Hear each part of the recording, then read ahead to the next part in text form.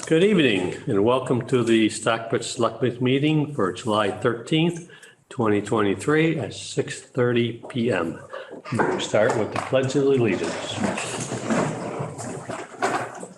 Pledge allegiance to the flag of the United States of America, to the republic for which it stands, one nation, under God, indivisible, with liberty and justice for all. Okay, we're reorganization of Town Hall and DPW staff. Yeah, Mike. So, we're always looking at what the best practice is, not just what our past practice is. So about a month ago, we decided to take a look at what it would look like if we took one member, Christine, from the treasurer tax collector's office and had her work instead out of the DPW, now that we have an office down there. The idea is that we would be able to, we just think it would be more efficient. It's been something that was discussed. Me and Hugh and Mike before we discussed the possibility of needing support staff for those departments. And we just thought with the staff that we have right now is worth trying. I did run it past the chairman of the select board, chairman of the water and sewer. So for the last month, we've had Christine down there. Everybody thinks that it's working well. Actually, I think it's more than well. She'll continue to do the duties of the water and sewer commitments and things that she did up here. But then in her off time where she wasn't doing those, she'll be able to focus on assisting the highway, like I said, water and sewer with day-to-day operations down there, bring efficiency. She's excellent in Excel, other things like that, where she can bring some of those to bear down at the DPW. So we think this would be a best practice for the town. It would allow Hugh, Mike, and Tony to get out and instead of worrying about some of the office work that needs to get done. And we just think it's a best practice for the town moving forward. So I'd like to get the support of the selectmen to move Christine down as office manager for the DPW. I've got Erica here, Hugh, if you guys have any questions, but overall, I think that speaking for myself and what I've heard speaking to them is that everything went really well and everybody seems to be in support of it. Good. You happy? Very, yes. Okay. I did bring all three of them here in case you guys did have any questions.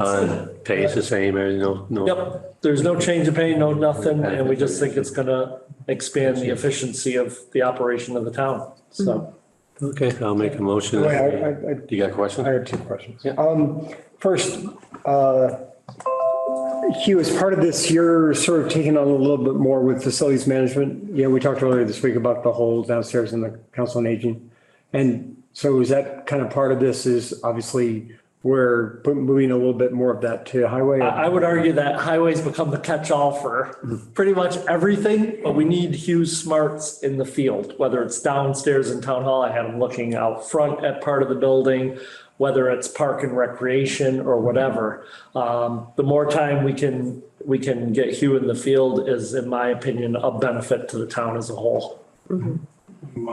No, I just want, yeah, sure, come out. I mean, Thank you. No, I think it's great. And I think we haven't really gotten to where we're going to be. I mean, we're looking at snow and ice. I mean, we're looking at trying to streamline everything.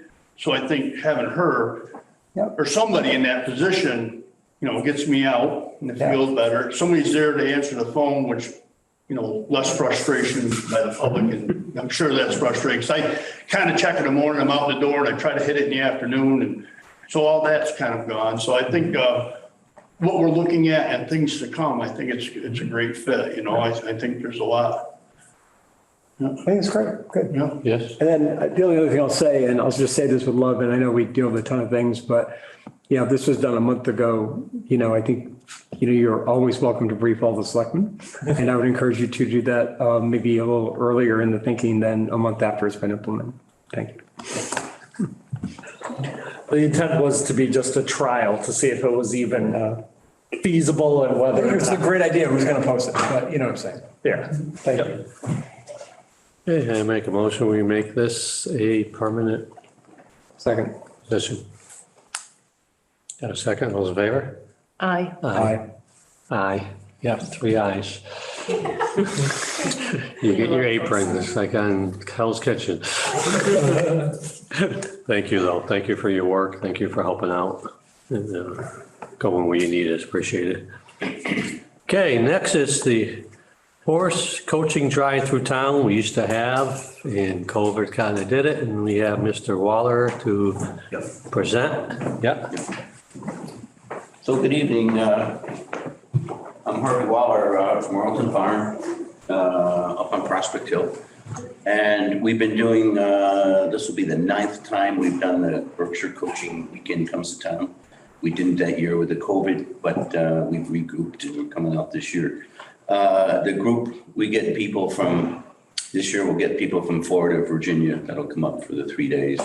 It's the Friday, Saturday, and Sunday of Columbus Day weekend.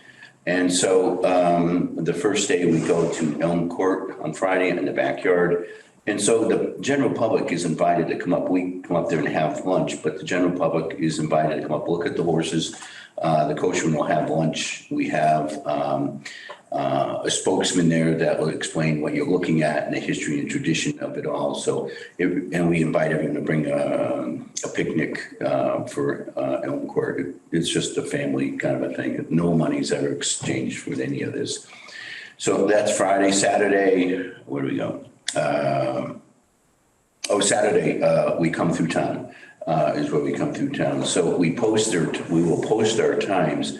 And if you've seen us come through town, there are a number of townspeople that stand on waiting for us to come by, and on time we hear about it. So we try to be pretty punctual about it. And the way we promote coming through town is we put it come shop, dine, and watch the horses go through. So we go through the town, at the walk, and we head out to a private estate for lunch, and then we come back. We post the time that we come back. Excuse me, I think it's 1:30 something, so that the horses can be viewed again on the backside coming up. And then on Sunday, we go to Highland Farm, and again, the general public is invited to come up to the ice cream dairy. See the horses, more commentary about the horses. And these carriages are all very traditional. Everyone turns out, as Patrick may know, with top hats and, traditional garb. That's not costume, we always make a point, it's traditional. Actual, yeah. Yeah, and so, but for us, as I said, there's no money, and it's a social event. There's very nice dinners every night, and it was a social event for us, all that's done with it. So, so we're just to hear. It's not a parade. It's we just inform the selectmen that we're on town, so everyone knows what we're doing. So. And you're in coordination with the. We're in coordination with the departments. police, yeah. With the police every That's the couple of weekend of October 9th? October 9th weekend? Columbus. I have to bring my I calendar. just want to make sure that when it gets written up, it gets written up right. Bear with me. It's Columbus Day weekend. We just keep saying it's Columbus Day weekend. So Saturday's the So 7th. it's Saturday. It's the 6th, 7th, and 8th. Columbus Day is the 9th. So we're not on Columbus Day. We're on the Saturday, Friday, Saturday, and Sunday. Columbus Day. And then the other event that I'd like to talk about is the horse show. We don't know, Frank and I were the other day trying to figure out if I needed a sound permit or some sort of permit. In the past, we've been doing a horse show. I think this will be our 24th year. And we've been doing a horse show up at the farm. It's Colonial Carriage and Driving Society. So just to let you know, it's a 4-day horse show. It's kind of an eclectic event. It's really about the exhibitors. It's open to the public if you'd like to come. We do post it. It's really a club event, but just to let you know that it is happening. So, And the dates on that again? what's happening in the calendar? It is the 10th, 11th, 12th, and 13th. So it's Thursday, Friday, Saturday, and Sunday Of of August. August. So, That's all on your property. it's all on our property. As I say, we've been doing it for many years, so. So it's what we're doing. Good. Thanks for the update. Thank you. We'll keep you updated. No, let the public know, that's great. Very good. Oh, and I do have a couple, now that I'm not talking, I'll give you these guys. Excellent. So just really hard.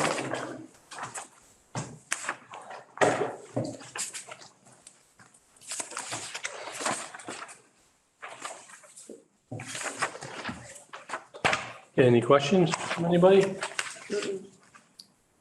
Okay, thank you. Okay, well, thank you. And good luck. Hope the weather's good and Myself as well. Thank you. okay, next we're gonna take action on a one-day alcohol license for Chesterwood. They got a few dates here. August 3rd, Motion approved. Or you want to do them all? yeah, from 6 to 7, August 4th from 6 to 7th, August 5th from 6 to 7, August 10th from 6 to 7, August 17th from 5 to 8, and August 19th from 6 to 7. I make a motion, we accept the, Public? any comments from the public? I make a motion, we approve them. Second. All those in favor? Aye. Take action on one-day alcohol license for Birch Botanical Garden on July 22nd from 5 to 11. Any comments? Seeing none, make a motion, we approve it. Second. All those in favor? Aye. Aye. Take action on one-day alcohol license for the BSO on August 5th from 8 PM to 11 PM. Any comments? I have a question. Yep. Did you get any feedback on the first two? No, nothing. Didn't hear a thing. Not for or against or? Not for or against. All right. And I'm not going to increase from this one because this is on the shed property, which I'm not in a butter on. I'll make a motion, we approve the BSO license. All those in favor? Aye. Discussion of second homeowners committee. So this came up last week. And we decided to push it to this week to give us time to think about it and discuss it. Oh, we pushed it till July 27th. I thought this one, wait, This is for the committee. No, we didn't vote to push it. We want to push it this one. To put onto this meeting, didn't we? yes, What's that? Just to discuss it this meeting. of the committee, Yeah, yes. yes, to place it out. Yes. But at the June 23rd meeting, we said we talk about the second homeowner. We called doing that. I just thought we just over this. It's okay. We can talk about it now. I'm just saying, you know. Yeah, I'll discuss it now because I don't want this to take up a majority of the time on the second homeowners Meeting next. meeting. Because I got some very concerns about this. So my opinion is, as any taxpaying resident in town, they have access to every committee, either meetings or Zooms or telephone calls, to discuss any issues that they have. And in the past, we have, like Beechwood came to us for put their things in their taxes, which we did. The kayak racks, anything that's brought to us, we've been diligent on looking into it and doing what we can, just like we would with any resident in town. To me, this adds another layer of an issue that I don't think we need. If I was a second homeowner, I wouldn't know whether to go to this committee, however it's set up, or go to the person that's in charge of, if it's Comcom, Selectboard, or anything like that. I don't know if it limits them for going out on their own. But to me, it's just another layer of something we don't need, almost another segregation, which I kind of feel like it is. So me personally, I would not recommend this.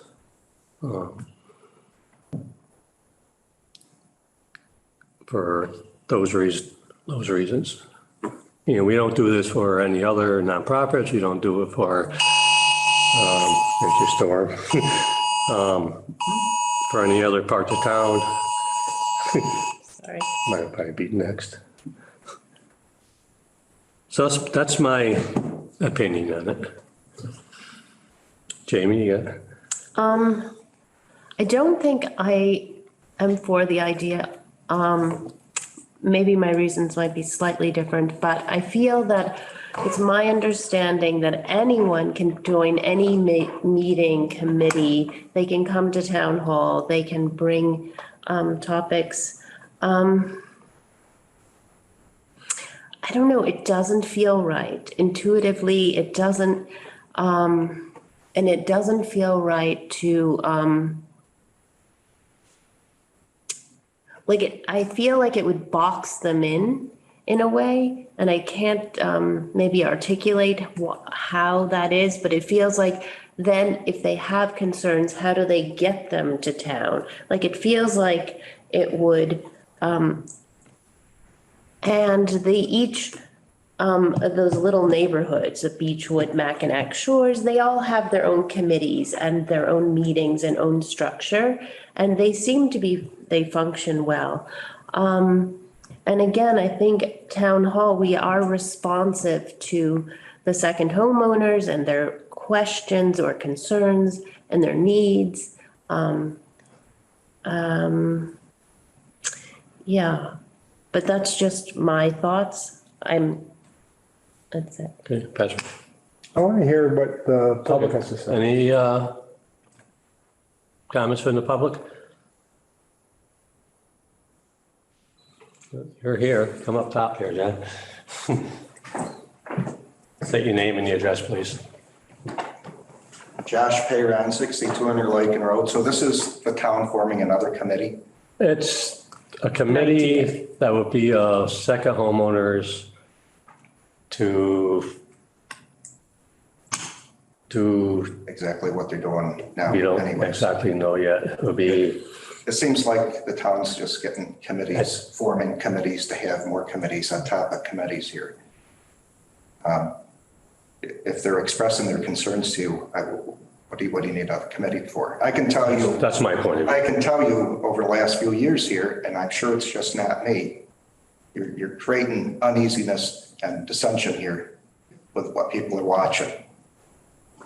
The town had $25,000 worth of work that was done for the residents by a professional planner. It was not done for the planning board can do whatever they want, make any decision. It was done for the residents, the diagnostic and an address. We never got to hear. Patrick White, Anita Schwerner asked one of the previous planning board members if they could see a comparison between Mr. Russell and Mr. Aaron. And the response from Mr. Vogt was that he did not like Mr. Russell's work because it was not inclusive of the second homeowners. So we don't get to hear anything. The RTE, whether you like what Patrick brought or not, he didn't write it in his basement. It comes from the state. People wanted to hear it. And what you saw was the same group of people coming to take the work away from the residents. Short-term rental, don't bring that up. Same group of people comes in because they don't want to lose money. Accessory dwelling units, don't do that. We got to make our money on this. People are watching this, and this is not the thing to have the people button heads here, because I can't be the only person watching, work being taken, people trying to take the work by elected people. You're elected by the residents here, and it's getting irritating. Okay, thank you. Any others? Yeah, and Patty and Joseph.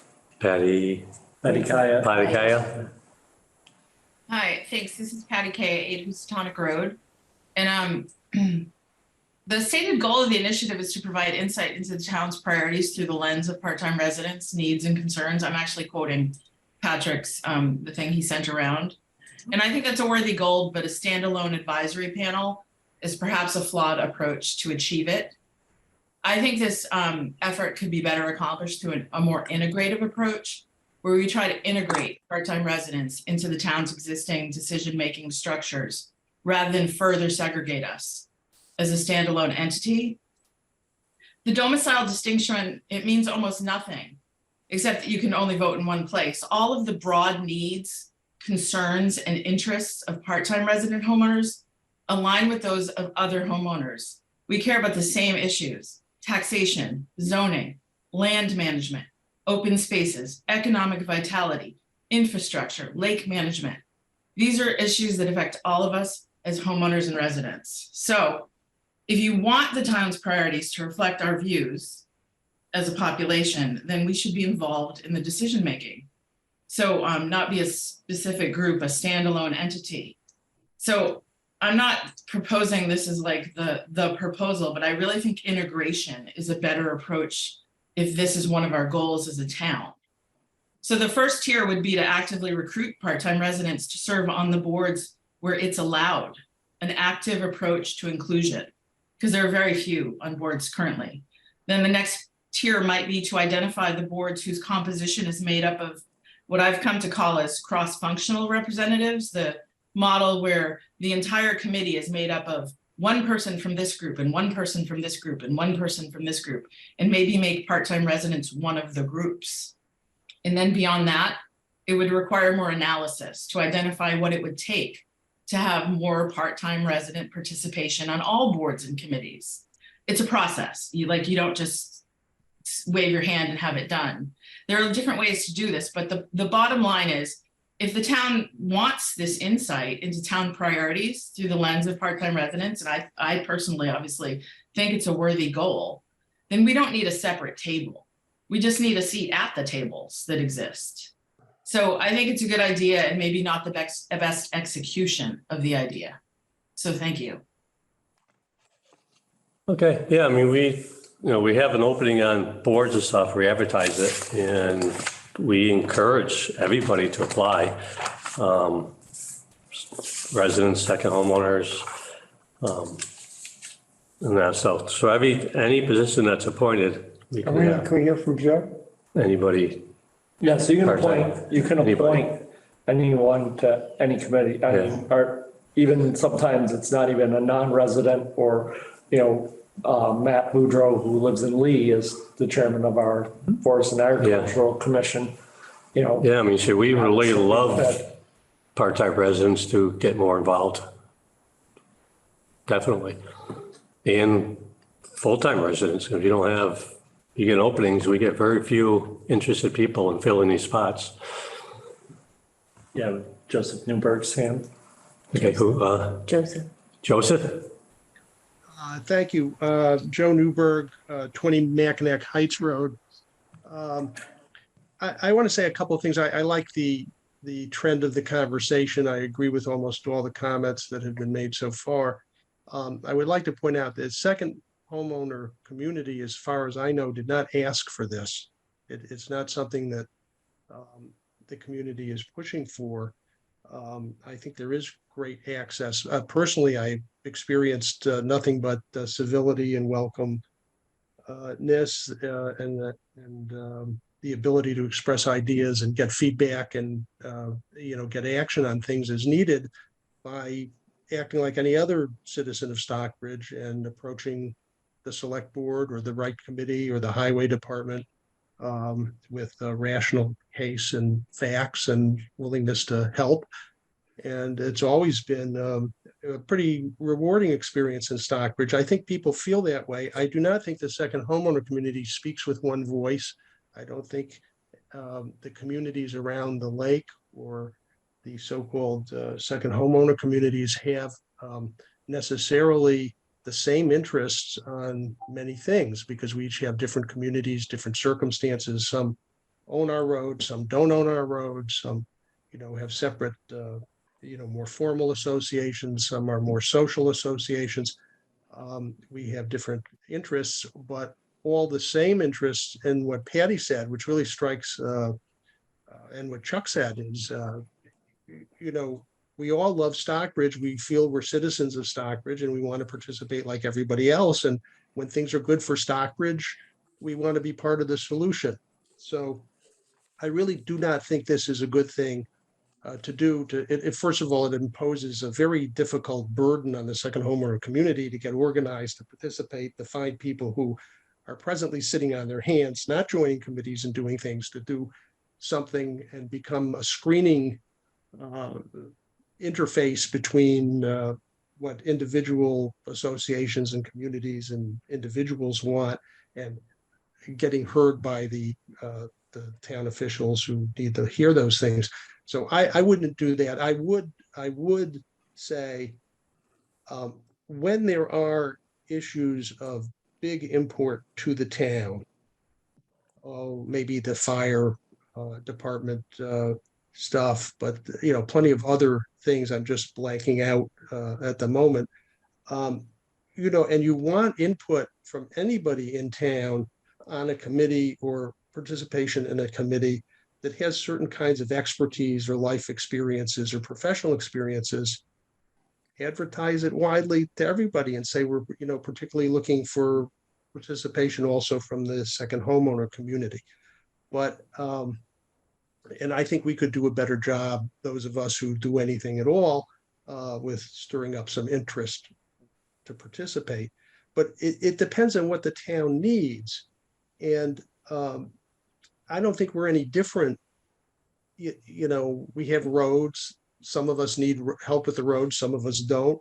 We basically would love to support things like the schools and which we do through the taxes, the commerce, the availability of services in the town, the ability of the town to provide housing. Now there's something, it's of interest to everybody. Every community may be, depends on where it goes and what you're talking about. So there'll be people interested and people against it. It doesn't have anything to do with whether they're a second home or it has to do with where they own their property. Those things. Now, short-term rentals, well, sure, that affects like all of us. I don't think that's an ADUs and things like that to solve problems and allow people to, allow there to be more housing in town. Why does that affect the second homeowners differently than everybody else in Stockbridge? There are pros and cons, and it's really what's good for the town. And I do not believe that trying to continue to make in everything that comes up a distinction between second homeowners and everybody else is really helpful. I think it defeats the purpose, and it discourages people who you might want to participate and contribute from feeling like that's something they want to do. Anyway, but thank you for considering it. I think it's, I think you're making the right comments and thinking about it the right way. So when we send something out, does this go to registered voters or it goes to every taxpayer? Well, one of the things we can think about is some formal process for a notification of openings. Right now, it tends to be just, we have an opening. And it goes on the website. It either goes on the website or the boards themselves sometimes recruit people and then make recommendations back to, it could be something that this board could establish a formal. So I think it'd be one of the first steps is to find out how to, if there's an opening on any appointed board, how to get it out to every taxpayer in town. Hold on, can I talk now?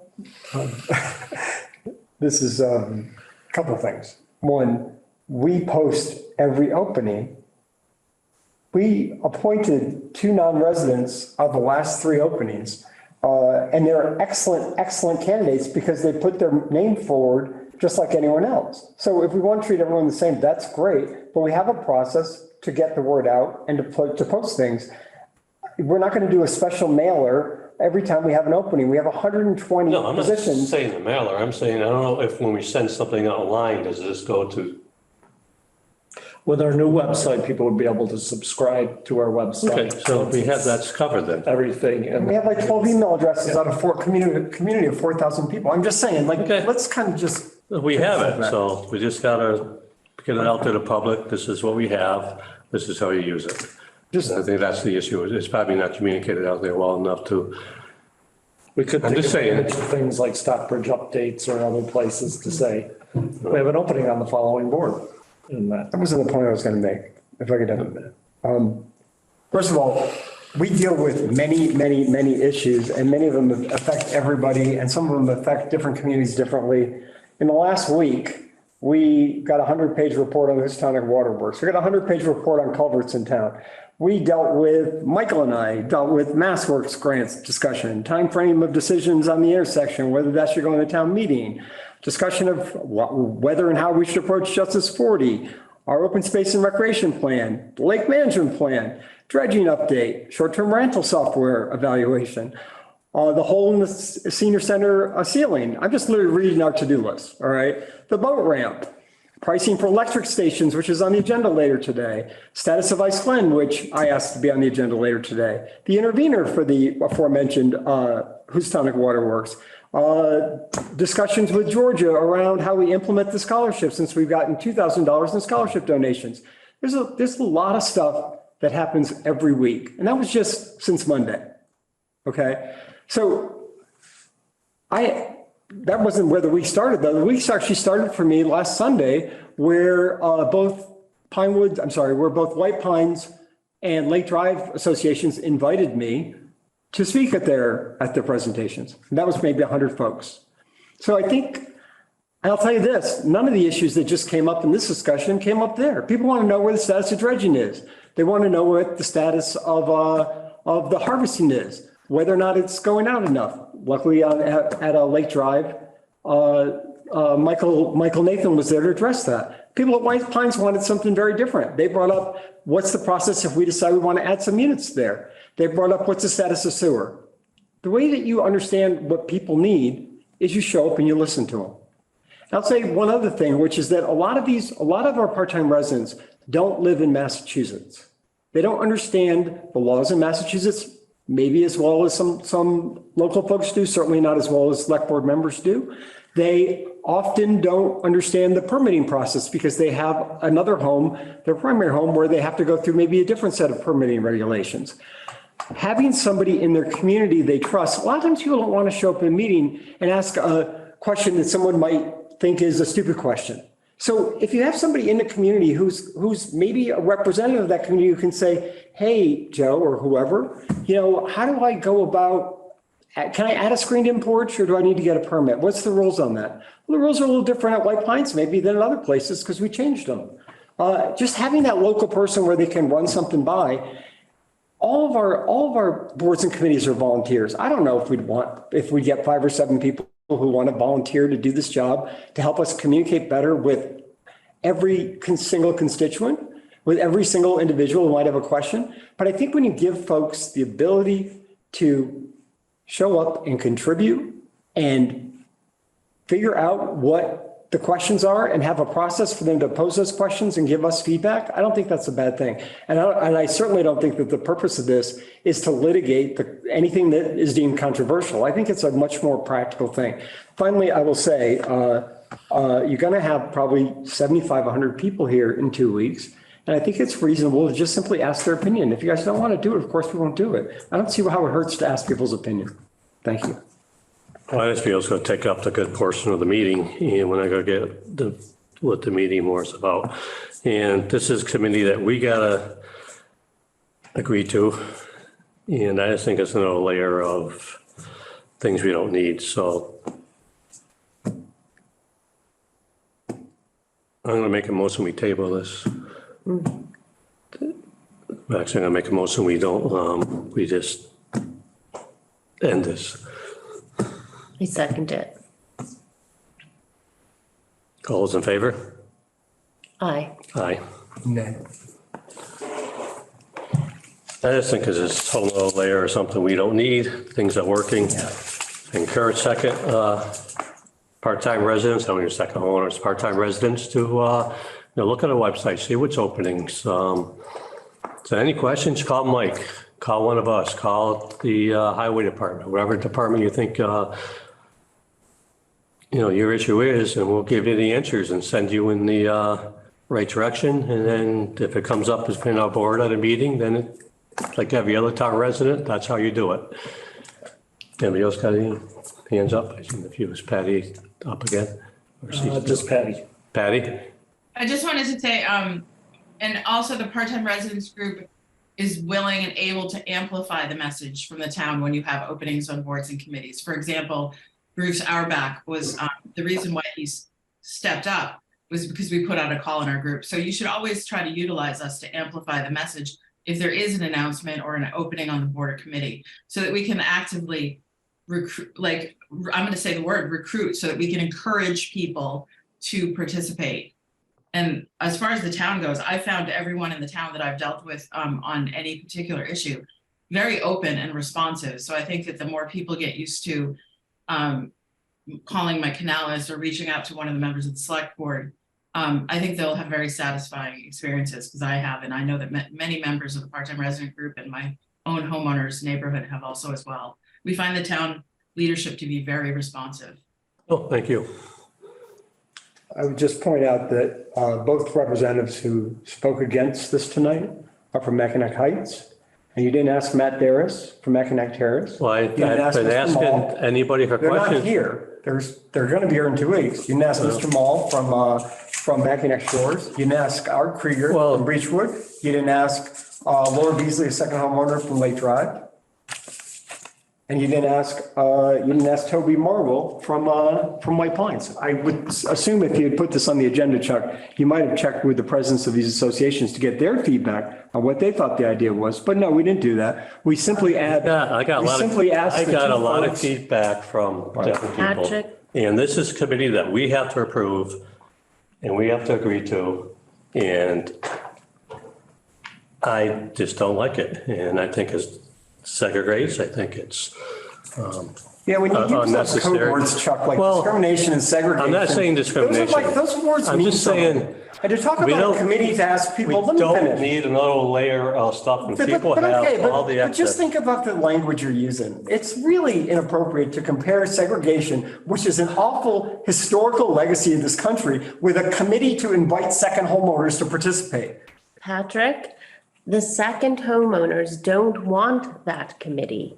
I fielded a lot of emails, angry I did too, emails. a lot of them. A lot. And if anyone wanted to come to the meeting tonight besides Miss Patty and Joseph, they could have.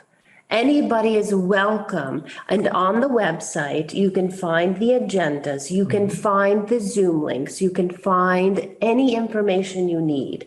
So for you to keep attacking, we talked about it 2 weeks ago, that this would be on the agenda to talk about. It was tabled, put here, so that the next selectmen's meeting, we would have the second homeowners meeting for them.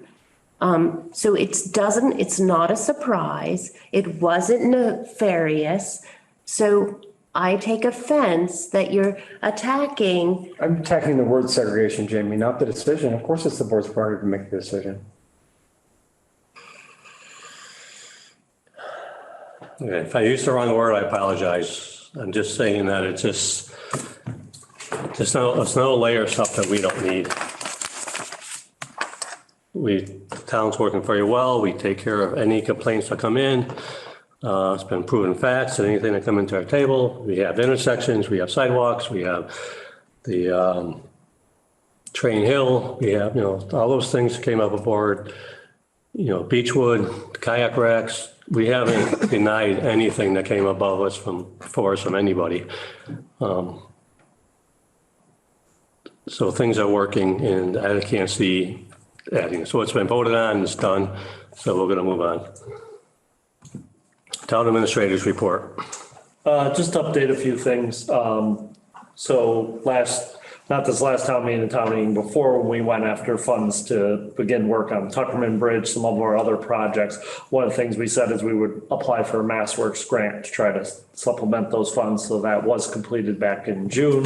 Asked for 1.5 million to go toward the Tuckerman reconstruction. So we'll see how that plays out. We continue to go after any grant opportunities and that come forward.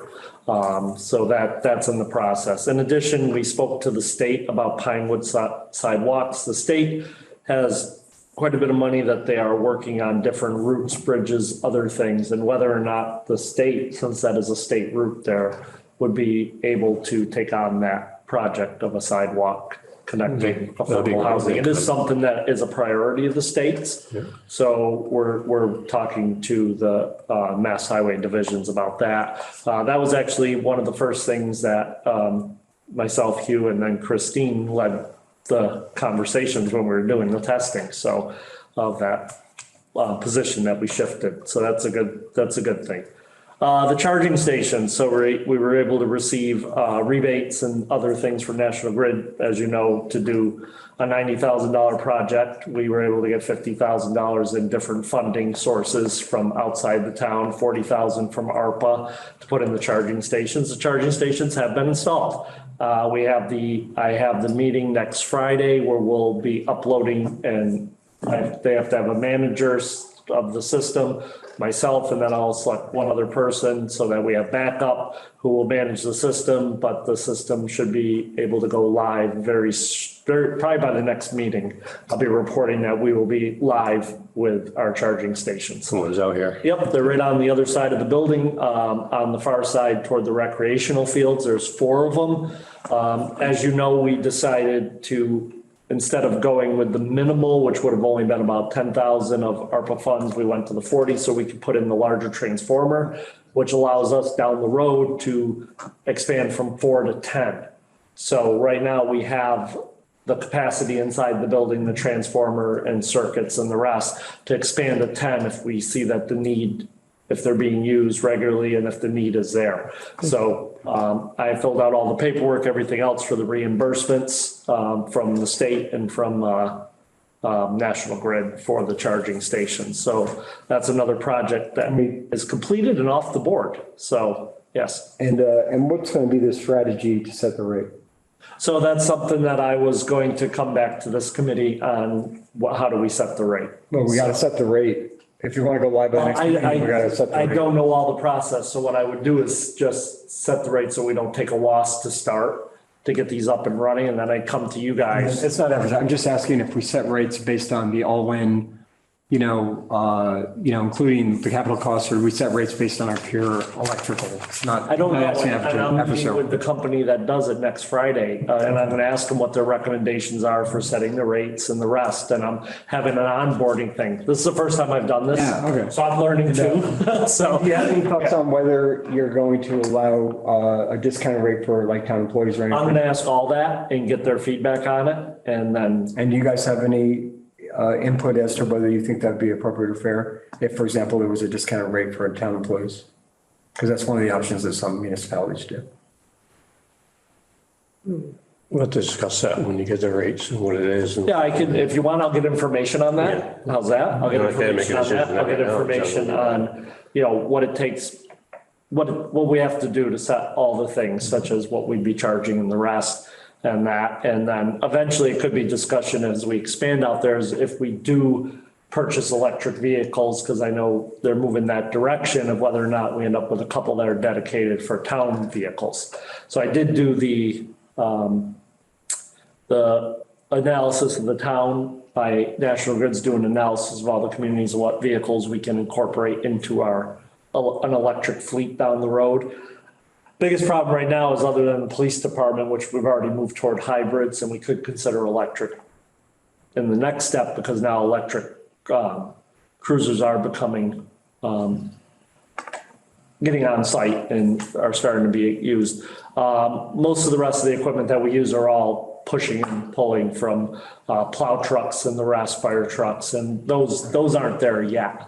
So, but it is something we'll keep an eye on. So what I'll do is, like I said, I've got a meeting next Friday with them to understand what are all our options, everything else, and then I'll plan on bringing that all back to the selectmen.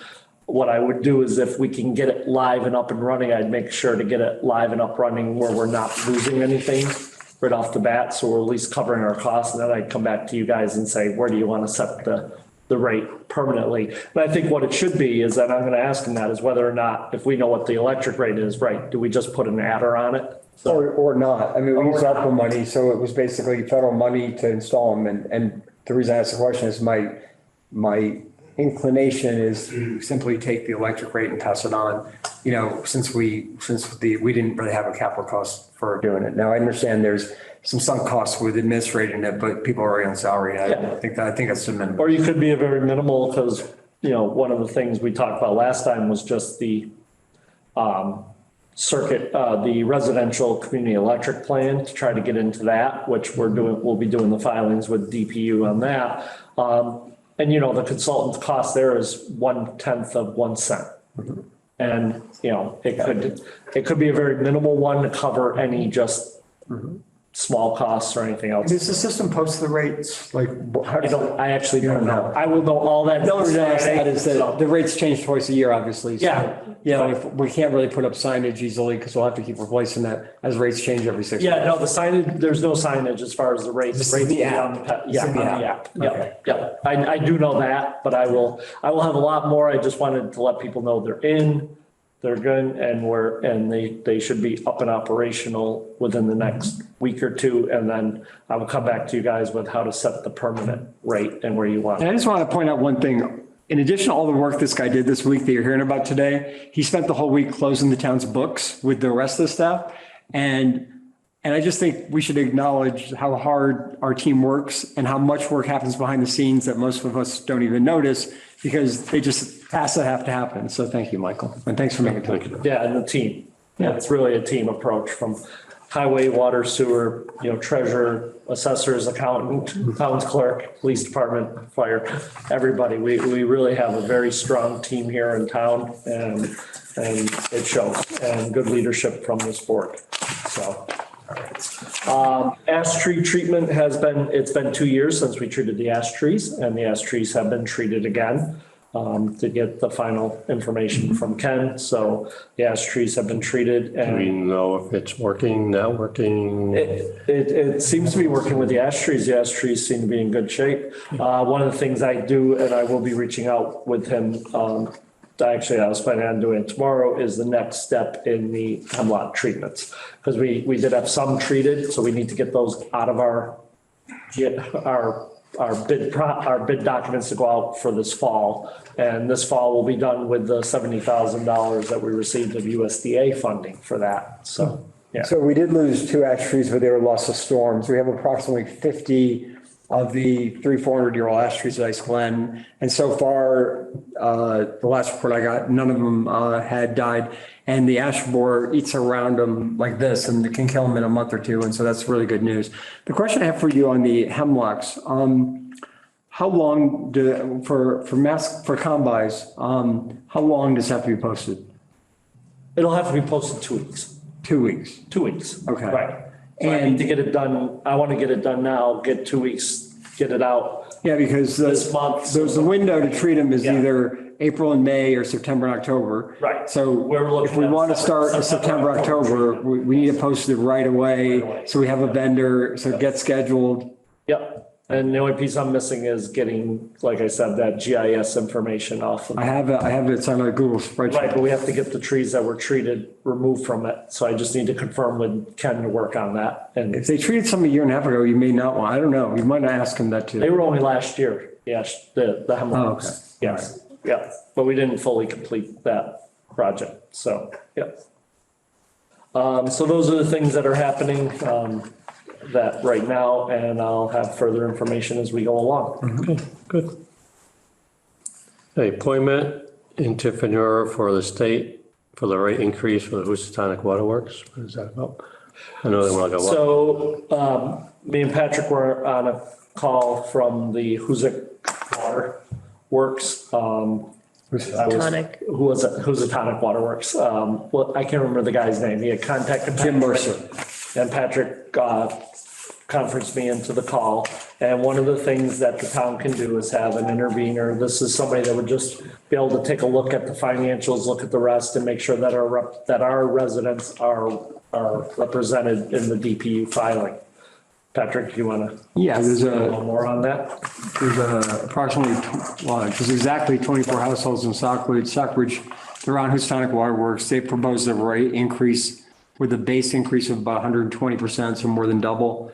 And then in addition, the per unit fees are higher too. The justification, of course, is like the problems with the water, treatment to make it, it's already potable, but it's potable with a tinge of color and problematic for many reasons. He wants a rate increase before he makes the investment. There's a question about both the timing of the increase and the due diligence required to justify the increase. It's my understanding that the town of Great Barrington will appoint their town council as an intervener on the legal side. I also talked to Kathleen Kersey about working with us to figure out a way to do an evaluation on the financials because we can if we want. The difference between a public comment in a DPU filing and an intervener is the intervener has kind of quasi subpoena power, if you will. You can ask multiple questions and follow up and request documents and just basically have the back of the ratepayers and just make sure that there's a justification for this rather substantial increase. The folks down in the Furnace District where a lot of these customers are some of the more relatively modest homes in town with folks who, this increase, which will cost maybe an extra $1,000, $1,500 a month might be especially impactful. And I think it would behoove us to work with Great Barrington and West Stockbridge to do our due diligence on behalf of our residents. Thank you. And if you don't appoint an intervener who can do a more thorough discussion, have further discussions with both DPU, the provider. And they've asked for the rate increase to go into effect in August. So we either have to do this right now or we're not going to do it. Either do it right now. And the only other thing, if you don't have an intervener, then the people, they would only have one chance would be at the one public hearing they're proposing to make their statement. Who would this intervener be? Again? I would do it, or we can find someone else. I've reached out to the finance committee and haven't heard back. Yeah. This can't hurt. It just allows an individual to take a look at it. I know Patrick's background in finance and he has the time right now. I already read the 100-page filing. Yeah. I don't really have the time. I just think it's important. Then it's a good thing to do. I don't know anything about this. I'm It saying really that's cannot hurt for the town to apply an intervener to just be involved in the process. Okay. It just gives a voice at the table. If not, the only voice at the table is the one public hearing if people wanted to go to it. So. I'll make a motion that Patrick be our intervener.